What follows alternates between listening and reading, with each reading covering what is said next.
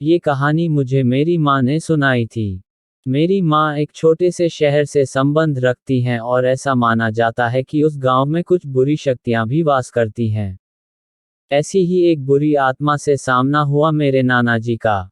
वह चुड़ैल थी, खुले बालों और सफेद भयानक चेहरे वाली चुड़ैल। ठंड का समय था। शहर में घना कोहरा छाया हुआ था। मेरे नाना एक बड़े अधिकारी थे। रोज की तरह उस दिन जब मेरे नाना अपना काम खत्म कर दफ्तर से घर की ओर जाने लगे तो रास्ते में पड़ने वाले बाजार से वह कुछ सामान लेने के लिए रुके। उनके बाकी साथी आगे चले गए और वो पीछे छूट गए। सामान लेते लेते उन्हें टाइम का पता ही नहीं चला और जब नाना जी ने अपनी घड़ी देखी तो टाइम देखकर उन्हें लगा कि आज घर पहुंचने में बहुत देर हो जाएगी।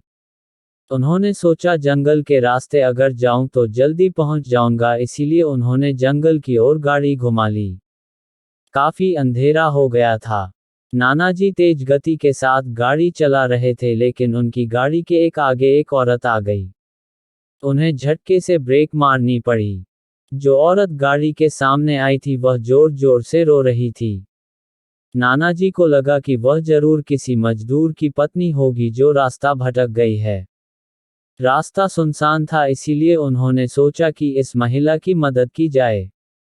उन्होंने उस औरत से पूछा कि वह यहाँ अकेले क्या कर रही है। उसने कोई जवाब नहीं दिया और जोर जोर से रोने लगी।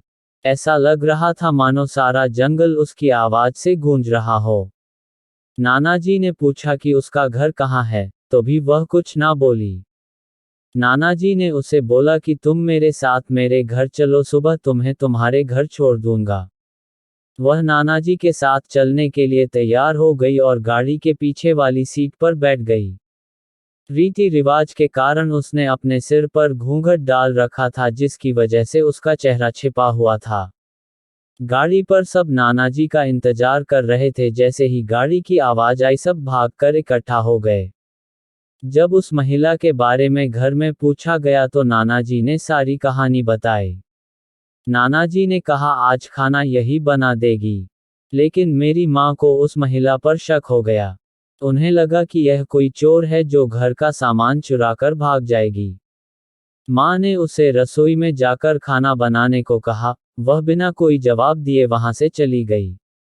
रसोई में से अजीब से आवाजें आ रही थी। बस रसोई में सारा सामान रखवा कर मेरी माँ ने उसे कहा कि सब भूखे हैं, इसीलिए जल्दी खाना बना दे। उसे रसोई में भेज तो दिया लेकिन माँ का मन अभी भी शांत नहीं हुआ।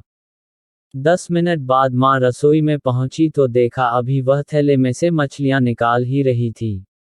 यह देखकर माँ को गुस्सा आ गया। उन्होंने उसे बोला कि अभी तक तुमने खाना बनाना शुरू नहीं किया, कब बनेगा और कब हम खाएंगे।